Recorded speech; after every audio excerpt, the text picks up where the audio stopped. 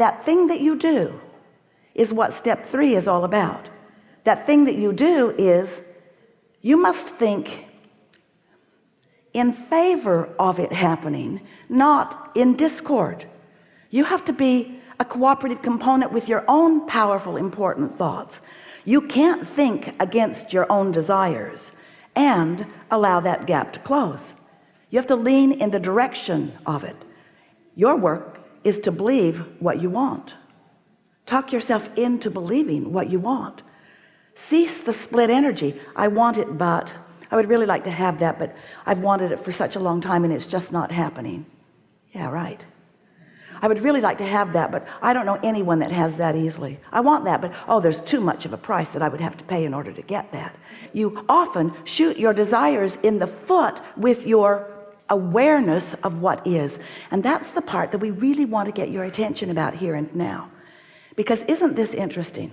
So you're standing in a place, living some life, and life shows you or brings you to an awareness that you are without something that you want to have. So knowing what you don't want or what you don't have helps you to know what you do want. So this desire becomes more and more and more until it comes into your conscious awareness.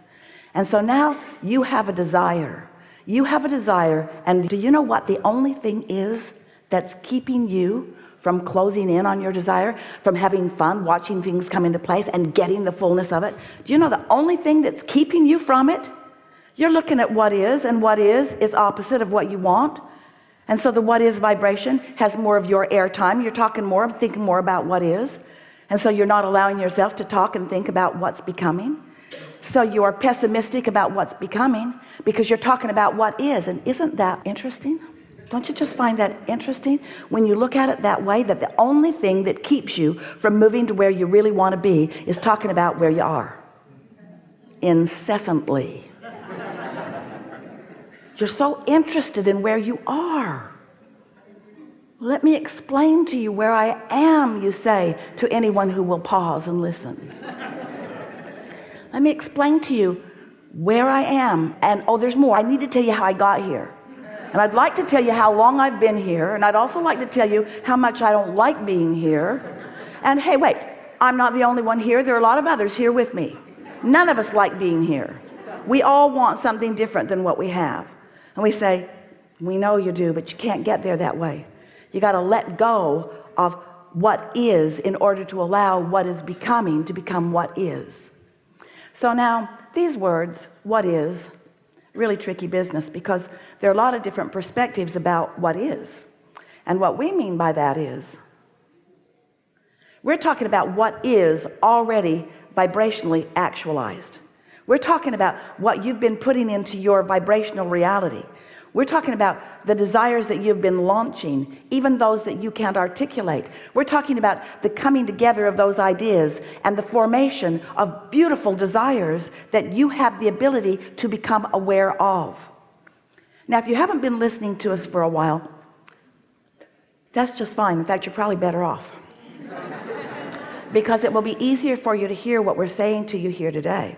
Because we've been talking for years to many of you about how you can close that gap between what you believe and what you desire. But today, we would like you to recognize that that desire, when you think of it, do you know what a fresh desire feels like? One that just hatches?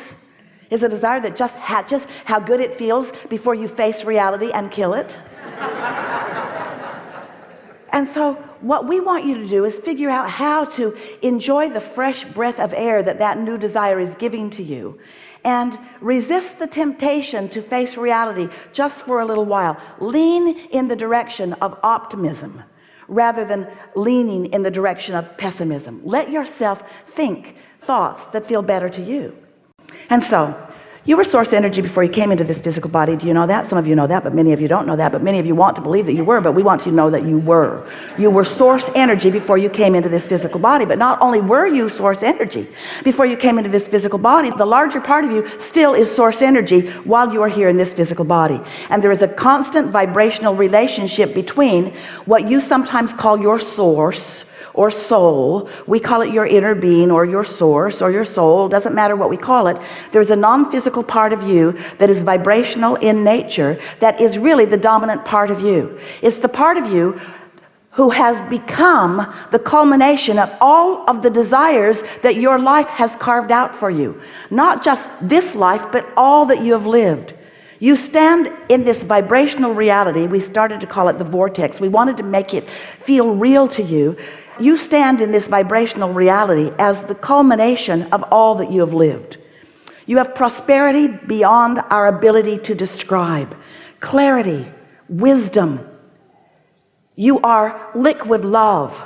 You are pure positive energy, and life is meant to be good for you. But then you were born into this physical body, and here you stand in this body, sometimes having pinched yourself off.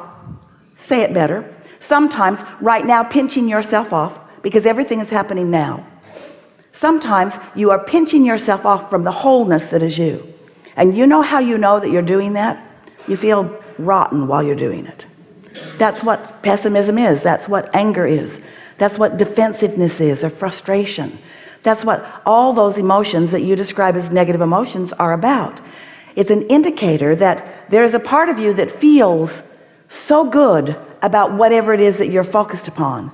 But when you feel negative emotion, it means you are focused in abject resistance or difference or opposition to the way the source within you feels and what the source within you knows about that.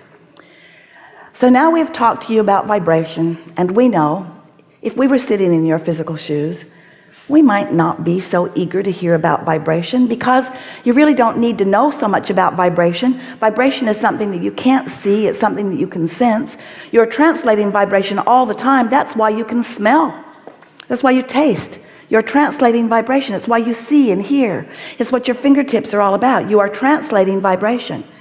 And your solar plexus translate vibration into your emotions. And your emotions let you know. They are for one purpose and one purpose only.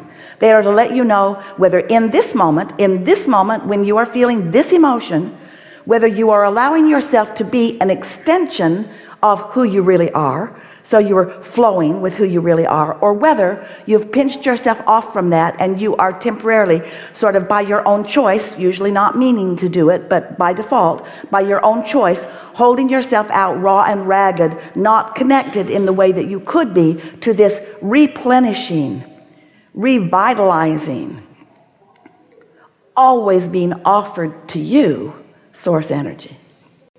So step one, you ask. Step two, source answer. Step three, you find a way to be a vibrational match to what you're asking for.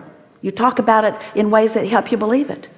And then step four is simply mastery of that. Step four is getting so good at caring about the way you feel that in the early subtle stages of negative emotion, you change the thought when it's possible. You don't wait until it's a big boulder rolling down a mountain and then be at the bottom and try to, wait, I want you to stop. It won't stop then. It will run you over. And then step five is our favorite step. Step five is you no longer being mad at yourself when you're back in step one. Because step one is the sifting and the sorting and the giving the birth to the beginning of all desires. It's such a perfect system. You knew it when you came. And many of you are understanding it now. Life is supposed to feel really good to you. You're supposed to be having a really good time. And when you think about it, you have the energy that creates worlds at your back, flowing to you and through you for the creation and accomplishment of anything that matters to you. If you don't feel loved, it's only because you've not practiced allowing yourself to feel loved. And it's usually because you learned it from somebody else who was pinched off from source in the moment and looking at you and not loving you and making you feel the way you felt when someone who doesn't love you is looking at you. But cut it out. Don't look there anymore. So now you know everything we know. All that matters, you've just heard. We're eager to talk with you about anything you want to talk about, and we will process a bit if you want to. We'll help you close that gap. We'll help you see what thoughts you might think that would put you more in the receptive mode, because that's really all we have to offer you. Just processes and techniques and knowledge that you deserve will show you how to get in the receptive mode. We'll show you how to allow what you really want to come to you. It's so much easier than you think. Applying just a little bit of attention, once you understand this basis of vibrational law, once you understand this universal vibrational law of attraction and your own emotional guidance system, you are on your way to allowing your vortex that has enough fruit for you to pick to keep you busy for 20 or 30 lifetimes. We are so eager for you to begin to experience in visceral terms the abundance of all nature that you have created for yourself and for the universe at large. We are all in this together, you know. So, what do you want to talk about? Good. Lots of good stuff here. A lot of trouble in this room too.